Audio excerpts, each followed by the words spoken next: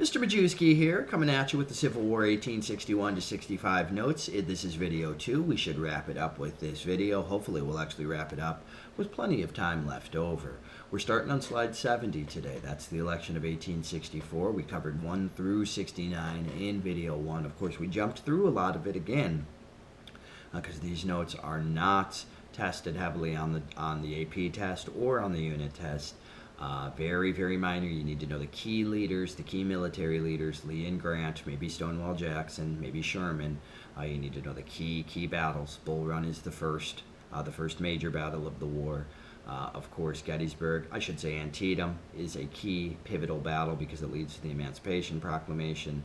And then, of course, the Bergs, Gettysburg and Vicksburg, are the military turning points where the South is defeated, first in the East and then in the West. From that point forward, it's a matter of time. It's a defensive war. The best the South can do is hold on.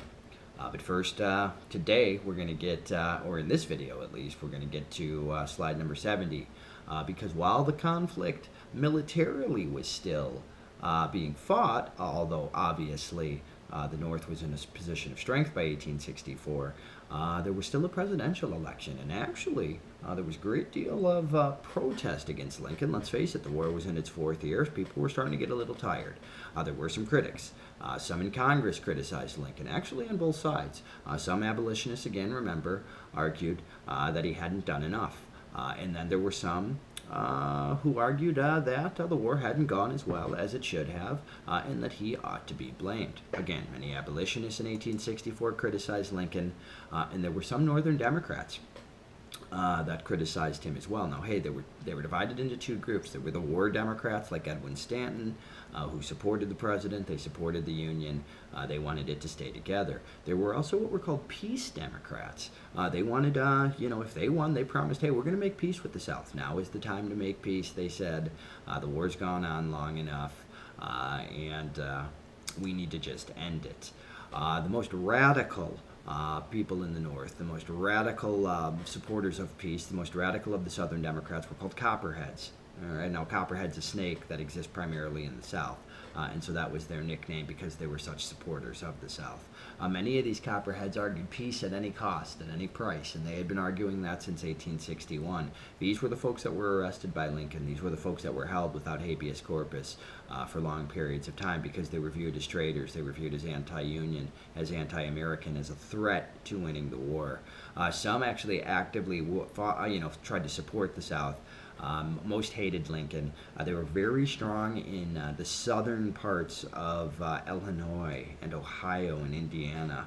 In fact, that region was known as the Butternut region because there were so many Southern supporters. One of the colors of the South, other than gray, was butternut, which is a tan color. Alrighty.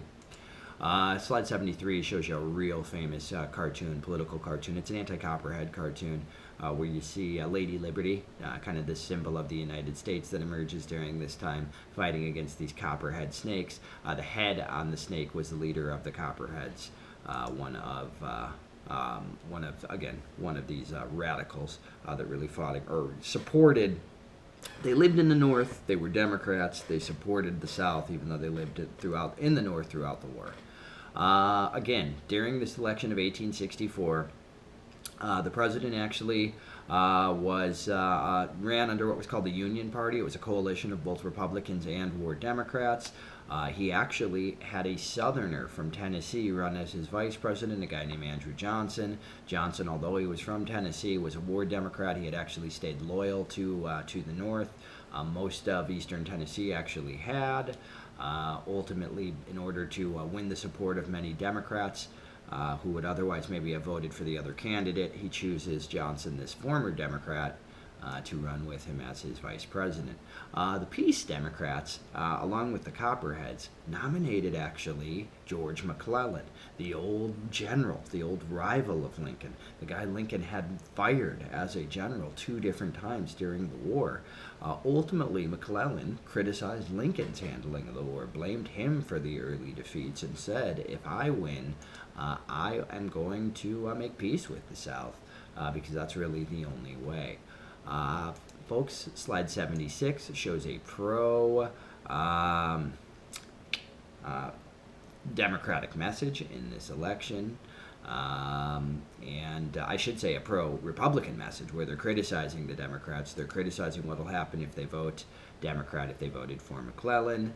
We've got another Union cartoon here, slide 77, same thing, where you can see, what's the message from the Republicans in Lincoln. If you vote for Lincoln, we're going to be victorious. He's going to shake your hand when we free the slaves. If you vote for McClellan, who's winning? McClellan shaking the hands of Jefferson Davis as the North is defeated and the slaves are forced back into bondage.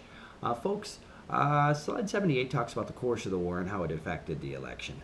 Fortunately for Lincoln, he had been benefits from Gettysburg. He's going to benefit from Vicksburg. Really right before the election, Atlanta falls as well. And so these defeatist Democrats led by McClellan are going to be kind of outvoted by supporters of Lincoln because there's a lot of successes, again, during this 1863-1864 period that convinced many Americans, many Northerners, hey, the war is going to be won.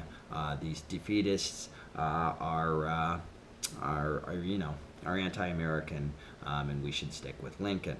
Lincoln becomes known as the rail splitter during this time. That was an old term because he had originally worked on the railroads. That was kind of a nickname of his. Ultimately, as you can see in slide 80, he destroys McClellan in this election, 212 votes to 21.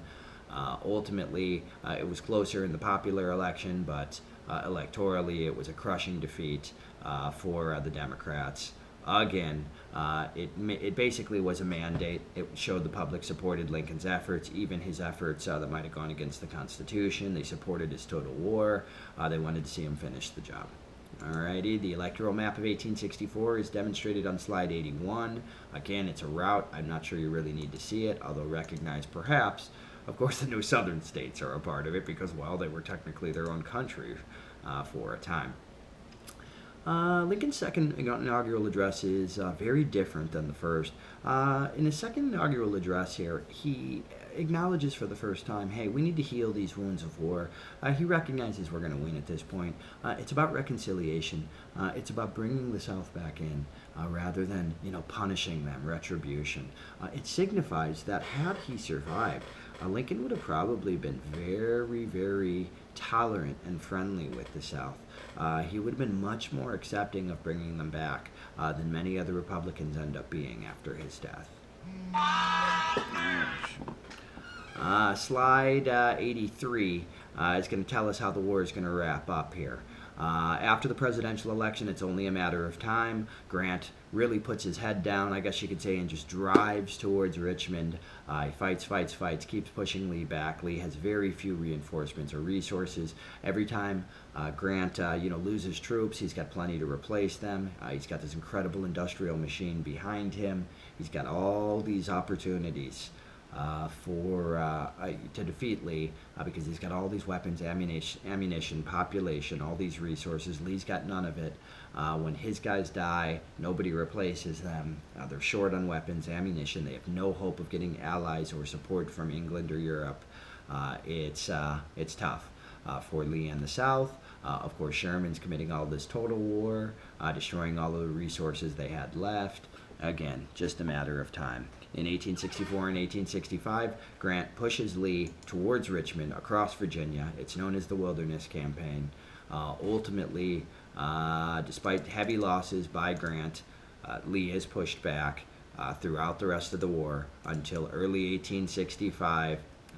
Both Richmond and the nearby city of Petersburg are under siege. These are the last two major cities that were controlled by Lee and the Confederacy. Grant and the Union armies, they surround these cities. They besiege them.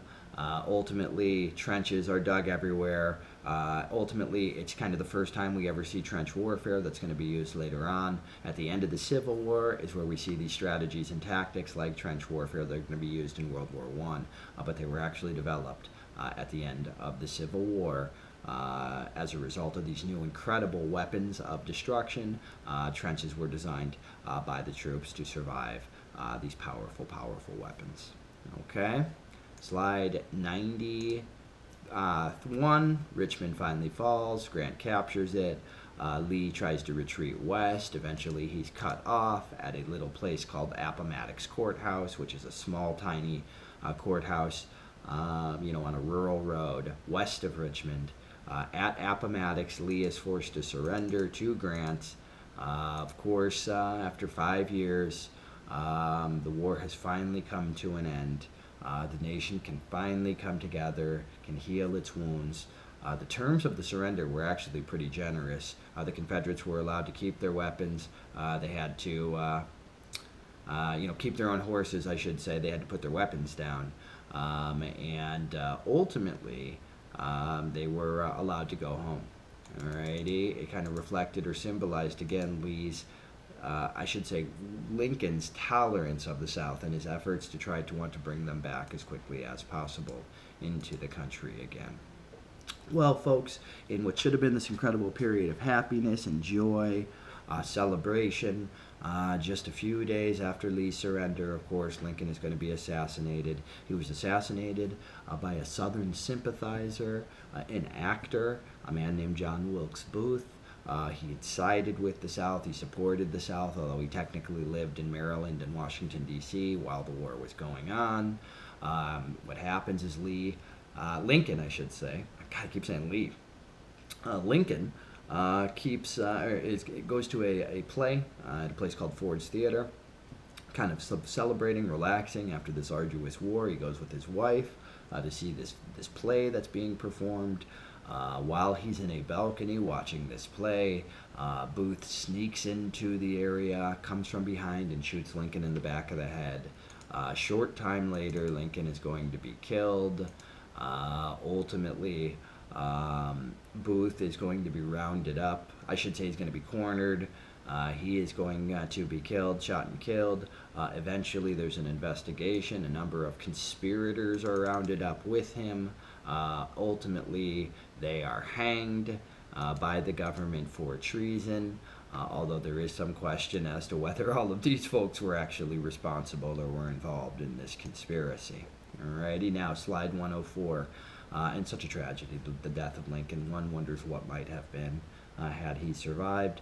How would Reconstruction have taken place? How would race relations be in this country today? All of these are questions that we can ask ourselves because of the death of Lincoln. This incredible, incredible leader, this man who kept the nation together under just these unbelievable, incredible odds. Slide 104, prisoners of the war. The North generally treated prisoners of war better only because they had more resources to use to take care of them. Southern prisons couldn't, think about it. The Southern armies couldn't provide for their own troops with shoes and weapons and food and ammunition. So they obviously weren't going to be able to provide for prisoners of war. They were oftentimes mistreated. We had some horrific incidents where tens of thousands of troops were killed. Died, I should say, as prisoners under both sides, but particularly for the South. Now, the results of the Civil War, and they are massive, folks. 600,000 soldiers died. That's 2% of the population. We had over 1 million casualties, killed and wounded.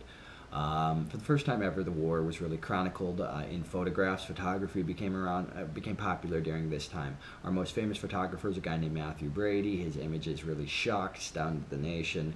It really preserved the incredible impact this had. This was staggering, guys. The Revolution, the War of 1812, Mexican-American, they were tiny. The number of casualties was in the tens of thousands. Here, we had 620,000. It was like 10 times more. It was stunning to the American people. It lasted for such a long period of time. It was devastating in any way. The greatest effect, of course, is slavery is going to be abolished. Lincoln's going to be a hero for that. He's going to be the man that really is considered to be the man that ends slavery. The nation was preserved, the Union was preserved once and for all. Nullification, secession are defeated. The idea that the federal government is supreme to the states triumphs. If ever again there is a question, the nation shows, the federal government shows, look, we'll do the same thing again to keep the peace. The total cost of the war, $15 billion. At today's money, that would be $2 trillion. Ultimately, it leads to the North being the dominant industrial power, not only during but after. It's going to lead to this incredible second industrial revolution after the war. It's going to lead the North to be this incredible banking and business and industrial machine that's going to dominate kind of the world's economies, whereas the South is going to lag way behind. It's going to need to rebuild itself. It's going to be completely devastated. It's going to remain agricultural all the way up, to be honest with you, until the world wars. And so they're going to continue to be poor, less educated, struggle. They're going to be resistant to change. They're going to be resistant to coming back to the Union. And of course, they're going to go to this long tradition and history of racism, of brutality against former slaves, now free African Americans. We're going to start that with this period known as Reconstruction, where the North is going to kind of reconstruct the nation. They're going to try to bring the nation and glue it back together and try to convince the South to come back willingly rather than at gunpoint. Folks, thanks so much for following along in these videos. This was the last video review for the winter break. This was 2 of 2 for Civil War 1861 to 65. Signing out with you, it's Mr. Majewski. I hope you have a wonderful remainder to your winter break. Thank you very much. Have a great one.